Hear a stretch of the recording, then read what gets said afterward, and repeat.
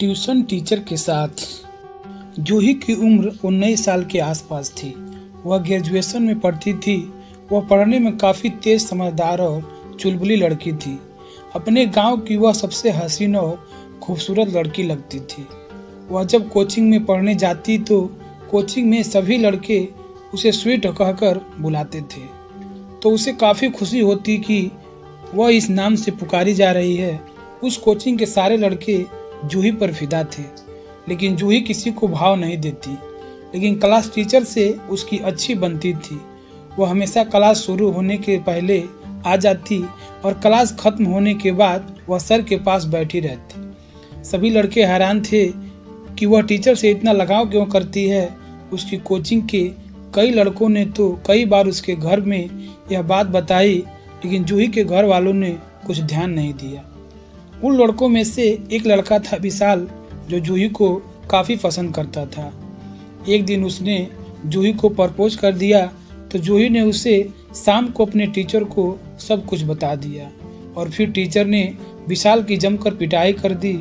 उस दिन विशाल टीचर पर इतना गुस्सा हो गया था कि वह टीचर से बदला लेने के लिए उतावला हो गया था। उस दिन शाम को विशाल ने ट्यूशन छोड़ दी और उसने टीचर से काफ़ी मारपीट की और वहाँ से चला आया। लेकिन जूही टीचर के प्रेम जाल में फंस चुकी थी, इसलिए वह पढ़ने में भी आगे थी। एक दिन शाम को जैसे ही जूही ट्यूशन में आई तो उनकी माँ ने उसे बताया उसकी शादी तय की जा रही है। यह सुनते ही वह भड़क गई और उसने माँ से बोला, मुझे शादी नहीं करनी है। जूही की माँ काफ़ी गुस्सा हो गई। इतने में उसके पिता आ गए और वह जूही से शादी ना करने का कारण पूछने लगे।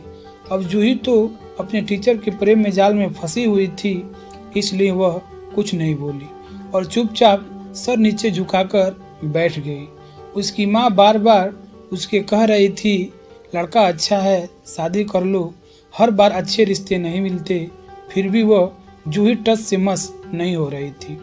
जूही अपने रूम में बैठी अकेले मोबाइल पर टीचर से बात कर रही थी।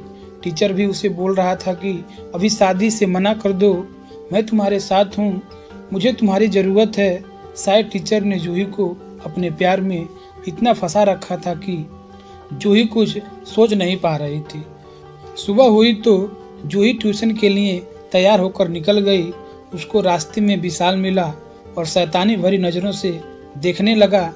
जूही बोली, मेरा रास्ता क्यों रोक रहे हो? तुम जानते हो मैं सर को प्यार करती हूँ, तुम मेरे पीछे क्यों पड़े हो? विशाल ने उसको बताया, टीचर पहले से शादीशुदा है तो तुम क्यों उसके पीछे पड़ी हो? इस पर जूही ने विशाल को जवाब दिया, तुम्हें क्या मतलब, चाहे किसी बुढ़े से करूं या किसी जवान से प्यार करूं, मैं तुम्हें नापसंद करती हूं। विशाल समझ गया कि वह जूही को नहीं समझ पाएगा, इसलिए वो भी जूही का ख्याल दिल से निकालकर किसी दूसरे ट्यूशन को ज्वाइन कर लिया। अब ट्यूशन में पहुंचते ही जूही ने टीचर को सारी बात बताई तो टीचर काफ़ी गुस्सा हुआ और उसने जूही को भरोसा दिलाया कि वह शादीशुदा होने के बावजूद भी उसको इतना प्यार देगा।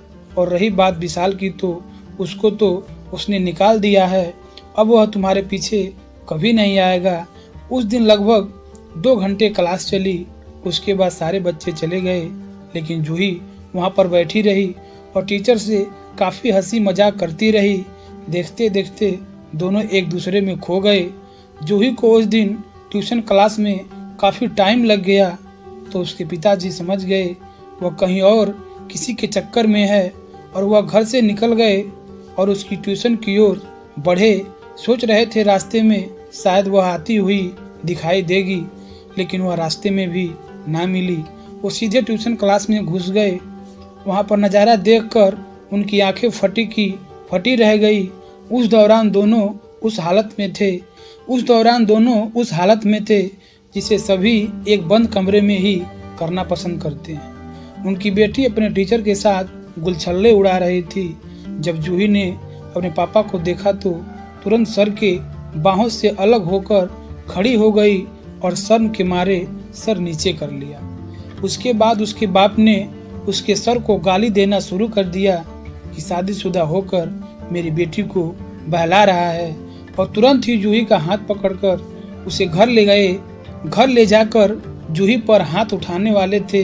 जूही की मां ने उन्हें रोक लिया। इसके बाद भी जूही कहीं और शादी ना करने के लिए अड़ गई। इसके बाद जूही अपने सर के साथ फोन पर बात करने लगी। फिर कुछ दिनों बाद जूही अपने सर के साथ कोर्ट मैरिज कर लेती है। दोस्तों, लड़कियों को समझना चाहिए कि माँ बाप अपने बच्चों पर भरोसा करके अकेले ट्यूशन भेजते हैं, पढ़ने के लिए भेजते हैं, तो हमको माँ बाप का कदर करना चाहिए। माँ बाप के विचारों को समझना चाहिए। माता पिता हमारे ऊपर भरोसा करके हमें ट्यूशन भेज रहे हैं, पढ़ने के लिए भेज रहे हैं कि बच्ची का भविष्य बन जाए, लेकिन वही बच्ची गलत कदम उठा करके अपने माँ बाप का सर नीचा कर देती है और बाद में उसे कई समस्याओं का सामना करना पड़ता है।